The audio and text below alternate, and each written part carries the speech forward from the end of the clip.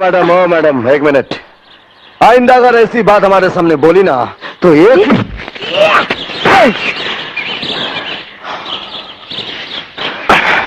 शायद आप भूल गए कि हम ब्लैक बेल्ट हैं। मैडम,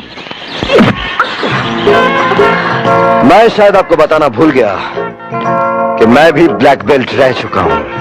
हो सकता है कि आप कभी जूडो और कराटे चैंपियन रहे हो, और शायद मर्द और इंसान भी, मगर अफसोस अब नहीं। मर्द तो मैं हूं ही, और बदतमीजी बर्दाश्त नहीं करता। और एक बात सुन लीजिए मैडम, मैं भी एक इंसान हूं और मुझे भी बुरा लग सकता है। आप ड्यूटी के वक्त थाने में शराब पीते हैं?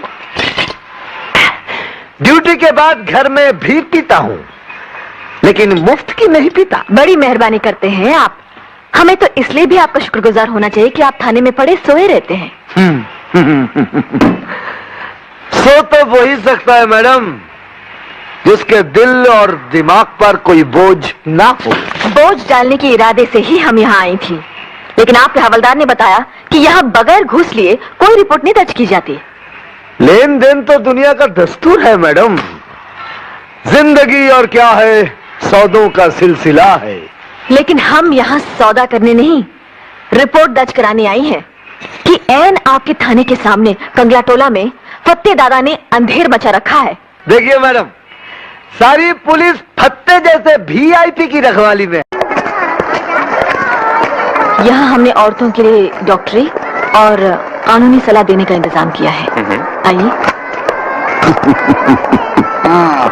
दर्द देने वाले दवा बंटवाएं तो पुण्य होता है भिक्ट्री विनायक, और ना इंसाफी करने वाले कानूनी सलाह दिलवाएं तो और जास्त पुण्य होता है।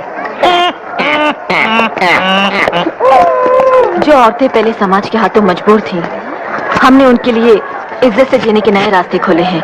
और उन्हें खोलने के वास्ते पैसे किस धर्मात्मा ने दिए हैं? जो इधर में पहले चकला खोले थे। इंस्पेक्टर, आपको यहाँ कोई काम है? है ना, सलाम करना है कंगलाटोला के नए दादा, इश नई दादी को।